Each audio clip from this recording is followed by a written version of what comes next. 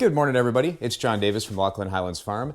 It is a cold morning and it's early. It's just a little bit after 7 o'clock here. I'm in the workshop. You got to see the glorious cold start on the 2017 F250, which I'm keeping that truck as long as I possibly can. I bought that thing used. It's a great truck. I feel like I write a check every month for it to repair it, but with the price of new trucks the way they are, I am in no hurry to buy a brand new heavy-duty truck. Plus, I like my diesel just the way it is. I've done a lot to that engine, as you astute viewers may be able to hear and observe. And that's a great truck, man. I'm not really looking to buy a new one. Anyway, that's warming up because, like any good farm day, I have a sequence of events that need to happen before I can get to my ultimate objective, which is to take the tractor-mounted wood chipper, the WoodMax, what is it, MX9900, MX9500? You guys will see it later. Get that on the big tractor and start grinding up some of the slash from all the trees I've been cutting down in our silvopasture project. So I want to get that done. But before I can do that, while the ground's still frozen, because I don't know if it's supposed to warm up today, I need to pull the 22-foot load trail equipment slash hay trailer, coffee pause, out of the barnyard while the ground's obviously still frozen. That's why I need the coffee, so I don't repeat myself. So there's a lot of water in the ground because we've had rain. Well, I think we've had everything you can possibly think of. We've had rain, we've had snow, we've had everything in between, and the ground's saturated. So I don't want to make more of a mess in it than it already is. I'm going to go grab it while the ground's frozen, keep it hooked up to the truck because we're going to grab hay in the next day or two, and we'll be good to go. Before that, though, I want to swap the chain out on my Steel 462. I've babied this chain along. I've cleaned it up multiple times, filed it. It's time for it to change. I like to use my bigger saw for bucking and limbing trees when they're on the ground. The longer bar is a little bit nicer, and this thing just rips through this stuff. So I'll take these branches off, get this thing going. Or on the trees, I'll take the branches off, get going, and feed the chipper for a big chunk of the day, which would be pretty cool. I still am planning on renting a big chipper. We'll see. I want to see how much I can do one man with one chipper today, just to kind of like gauge my time if we have multiple guys helping out in a bigger chipper. We'll see how it goes. Plus, today's a great day to be chipping wood. It's just, I don't know, it's cold. That's like a day to be outside in the woods. I have a cool hack for chainsaw chain. These Night Eyes, giant Night Eyes carabiners, if you guys can see that. See that guy? These are perfect for hanging chain on, and then your chain doesn't get all jacked up and messed up. I love these things. I came up with that idea when we were headed to North Carolina, and it's a great way to transport a bunch of chains and get them going. Now, there's plenty of videos online about how to swap saws on chains. One of the things that we have to be realistic about is, God bless all the people out there who have time to sharpen chains and all that stuff. I hold nothing against them. I, too, have a Granberg chain sharpener, but I can also pay the guy in town a few bucks to just sharpen my chains for me, and he makes these things razor sharp. Why don't I sharpen my own chain? I am very limited in time. I own a business that has, employees, and we do things that's non-related to agriculture. I've got a family, I've got the farm. My productive use of time is not spent sharpening chains. That is not the best use of my time. The best use of my time is doing what I guess you could call it my value-added time. So that would be running equipment. That would be cutting trees down. That would be doing my business job, which, is my main source of income. And my family, of course, hanging out with them and spending time with them. They are by far the most important aspect of my life, because if you don't have family, you ain't got nothing. We attended last night calling hours for the pastor of our church. I should say the retired pastor of our church. And his wife just passed. She had struggled with Alzheimer's and finally went home to the Lord. And one of the best things about, I can't think and talk at the same time. One of the best things about a celebration of life like that, which it truly was, because she won the race. She got to the end. They have a beautiful family. They have great grandkids and kids, and everybody turned out great. Just a lot of honor and awesomeness in that family. she made it to the end, and she had a tremendous faith. So we know that she has received her reward and glory, and we'll see the rest of her family in the dawn of a new age. But we're just looking through all the wedding photos and everything else. They got married at 18 years old, and they were married it was 1954 when they got married. And they spent all their life together and were married for, sorry, get all the junk out of there. They were married for something like 69 years. I may have that wrong, 69 or 70 years. There's people who don't live that long, right? And they're just wonderful, wonderful people. You can really see the result of who they are and how their kids turned out, and by the turnout from the community at the calling hours, and how people treat them, and just the net gain that those people have, that the entire family really has put into the community, is just incredible. So, that type of thing. On one hand, it's sad because we lost a wonderful member of the community, somebody's wife, somebody's mother, a wonderful sister in Christ. On the other hand, she went home, she got her reward, her suffering's done, and what a legacy that they left behind. My wife and I were talking last night. That's the way to do it. God willing, if we can all avoid sickness, that would be great. But sometimes, sometimes that's not always in the cards.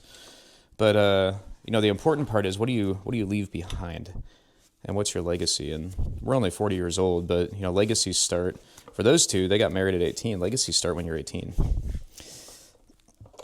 Legacies start the day that you become responsible for your own decisions.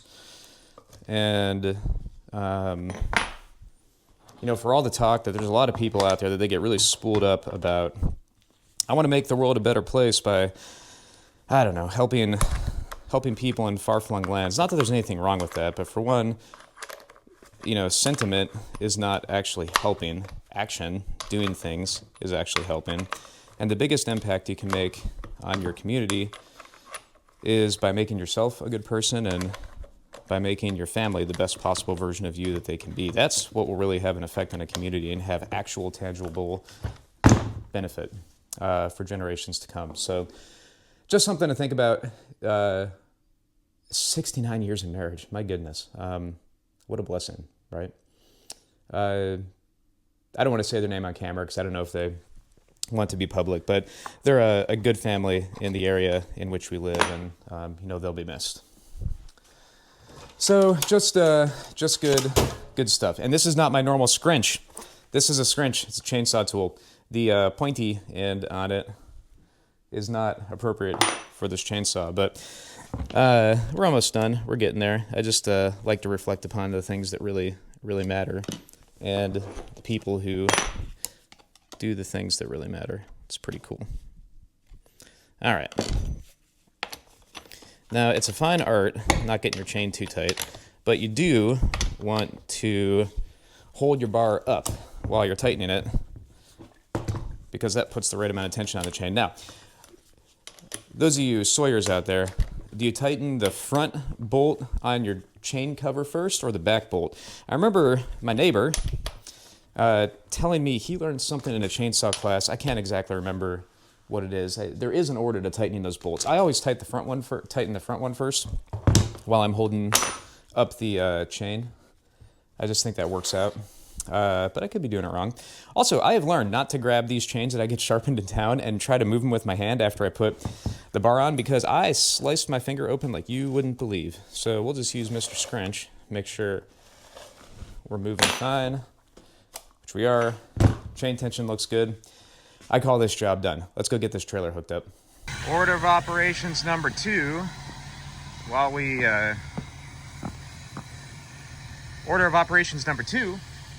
came down to get the trailer hooked up, let's warm up this guy. It's gonna get a workout today. So we keep Mr. Tractor, the 5085E. It is not plugged in today. Well, that is all right. Normally, we plug it into this pole here we use for electric fence, but it's not too cold today. Tractor should heat up just fine. Climb into tractor. Now this tractor's been tuned up to 110 horsepower. It's a 85 horsepower tractor stock, but it's been tuned up. So Let's see how she goes. Oh, glow plugs. Come on, darling. Yeah, I know, you're angry at something. Alright. Ha ha ha. No drama. Always forget to mention, when I'm warming up equipment, I turn on the flashers. It's noisy when you're up close, but when you get far away, and you get working on other stuff and all that, it's not always obvious you have a piece of equipment running. So I turn the flashers on so I can see from a distance that this equipment's running and warming up. See, this is the system that I'm talking about. It's not a skid steer attach, it's a John Deere global attach. So you've got this pin that comes to this release handle here, and then it gets locked down right there, or that shot pin kind of goes through there. I'm not a big fan of it, but it's what came with the tractor, so you just run what you're brung. I do have an adapter for skid steer, but the problem is you get all the skid steer, or you get all the John Deere global attachments, and it's like being stuck in a battery system for hand tools. You know what I mean? All right, first thing first, I gotta drop off the bale spear. And the way you do that, I don't know how good this camera angle is, but at least you can watch the tractor. I also can't really see from inside the cab, so I don't know. I don't know what to tell you. You're gonna have to live with this amateur YouTube experience. But it's off. Whenever I hook up attachments to a tractor, I feel like I'm docking an Apollo 13 where they get close and they say, capture. I know, I'm a nerd. But there's hooks on the front of this bucket, and I gotta catch them with this bar that's out front. So yeah, I idle down the tractor, put it in first gear, and I kind of aim off of the left arm of the loader. And if I did it right, when I lift up, I'll completely miss it. Gosh darn it. Well, see, this is why I think global is a hard attachment. I could just be dumb. I mean, that's you know, that's a thing. All right, that sounds good. All right, looks like it's lined up. Now, what you're gonna see me do is throttle up. I'm gonna put this up, and I can see from my vantage angle that shot pin. There it is. So the shot pin went on the other side of the bucket. I can see it. And then we pour out whatever junk we have in the bucket.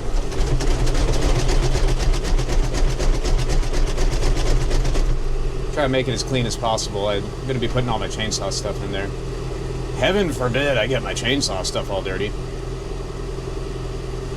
All right. Good to go. It's an MX9900. That's what it is. So it's a Woodmax MX9900 PTO mounted wood chipper. It is, as far as I know, at least when I bought it, which was 2001, this was the largest wood chipper that they made. And this is by far one of the best purchases we ever made on the farm. You know, with this job, where I think last time you saw this, it was a little bit different. We've dropped a lot of trees. This is why I want to get a bigger wood chipper, just for throughput and production and time efficiency. But we'll see how it works on this job. But for larger jobs, this thing, or I'm sorry, for small to medium jobs, this thing is indispensable. Lugging brush and burning it sucks. I've been doing that my entire life. And what we're gonna do in this situation is cut the brush limit up, get the mini-X, bring the mini-X, or use the mini-X to bring the brush over, and then we'll feed the brush into the wood chipper, which is pretty darn efficient if you ask me. That's a good way to make a one-man job, which is me, into, or make a five-man. This is probably a five-man job, and there's one man doing it, so make it where one man can do the work of five. We'll see if that's the case. We're gonna, and this is also trialing it for when I get the big wood chipper with the boys. I can see if this whole technique is going to work and you know, be efficient. But I do like this thing. I'll get some video of it running. This thing, it's awesome. I mean, I've never changed the blades in it, although I probably should change the blades after we get done with this project. You know, maintenance is very very straightforward on it. It's just been a very reliable, very excellent implement. So yeah, I love this thing. This has definitely made woodlot maintenance, let's call it, or fence line maintenance a lot better. It's good stuff. I meant to have a camera set up to point at the wood chipper itself, and I did have a camera pointed at the wood chipper.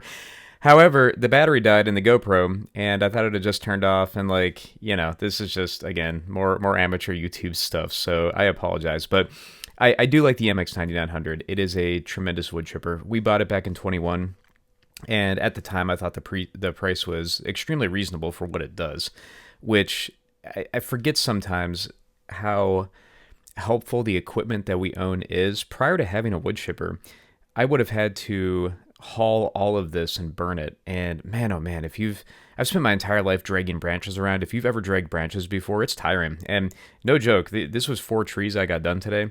We've got probably 70 on the ground, something crazy like that.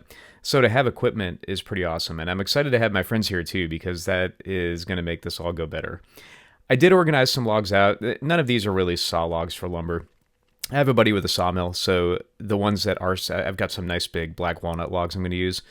Those are the ones that I'm putting kind of in the far corner there. We'll see what happens. A lot of it is honestly just firewood, which I have a ton of firewood, so I need to figure out what I'm going to do with all this, because we are rich with firewood. I've got more than I know what to do with.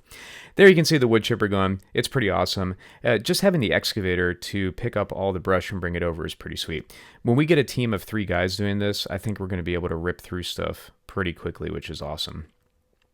Pretty good day. Got through 4 of these before the freezing rain started. Freezing rain with lightning. That's pretty exciting. That was not on my 2025 bingo card.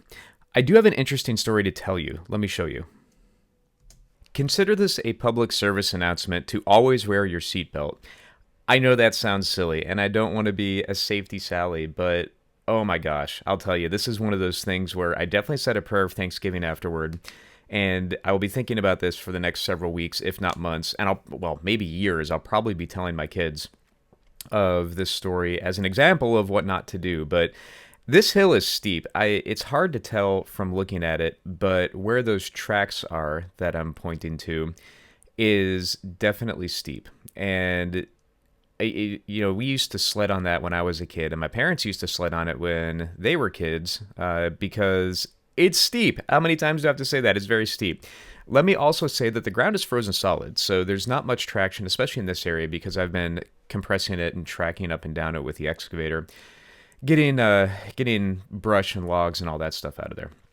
So I came around this corner in the tractor, and I was in high gear because I was coming off the road, and went to shift down into low gear, which I thought I did successfully. And apparently the John Deere computer didn't like the shift that I made or whatever, because it never actually put the tractor into gear, which I found out a little bit too late. I got about, 100 feet down the hill, and I realized the tractor's not in gear, and I'm like, oh shoot, the tractor's not in gear. So before I can do anything, the tractor takes off, because, when you have a 12,000 pound tractor fully loaded going down a hill, gravity is going to not be your best friend. So the tractor starts taking off, and you can see the tractor mark, or the tire marks going down the hill as it's going down. At the bottom where the tires curve, there's trees there, and I'm fighting 2 things as this is happening. One is the tractor's pointed straight downhill, bouncing all over the place, so I'm bouncing in the seat, and it is picking up speed at an alarming rate. I am trying not to hit the trees, because it occurred to me I'm not wearing a seatbelt. If I ram a tree at 25 miles an hour, I'm going to go right through the front windshield of the tractor and have a serious automotive accident, essentially, without a seatbelt on. Dummy. The other thing that's occurring to me is that the tractor, I am on the brakes. Tractors don't have front brakes. They only have rear wheel brakes. I am on the brakes, and the front end, or the back end rather, starts to come around because I'm skidding. There's no traction, and when I went back and looked at the tire marks, I must have been locked up with the rear wheels, and I'm just skidding down the hill, and the tractor's starting to go sideways. Now, if the tractor got sideways, it's going to roll over. It's going to hit a bump. It's going to stop. It's going to do something. Tractors aren't meant to go sideways at a high rate of speed. And that is point number 2. I would be thrown out of the tractor at a high rate of speed because I'm not wearing my seatbelt. So I did get it safely to the bottom of the hill. Thanks be to God. That said, accidents always happen. when you're not paying attention. You know, when I'm actually doing dangerous things with chainsaws or equipment or whatever where I know it's dangerous, I take my time, I be safe. I really, really, really do not want to get into an accident. But here I am, you know, going down a hill in what I thought would be a creeper gear, not wearing a seatbelt, and that's when a pretty significant accident could have happened. So I've got a seatbelt in this tractor. I'm an idiot. I should wear a seatbelt. It just got out of the habit of doing it. But anyways, it's a PSA. I told my family afterwards, and just as a reminder of, hey, farm equipment's dangerous, and working heavy equipment is dangerous, and all this stuff you just really, really, really have to be careful about. All that said, I'm pretty happy with how things went today. I know it seems like it's the same thing over and over, but this is a big project. So everywhere you see kind of brown ground, where you see the green grass around the tire tracks from the ill-fated tractor incident, that is where there was grass because there was no brush. Everything else was covered in brush and obscured by tree canopies. So there's a lot of down trees. You can see we've definitely made some progress here, which is great. So we'll continue to do the thing, continue to clean it up, and Lord willing, I'll have this little section pretty well cleared up by springtime. You all have a great day. Don't forget to like and subscribe. And God bless you all. Please pray for us and our continued safety. Obviously, I need it. And have a great week. John Davis, Laughlin Highlands Farm, out.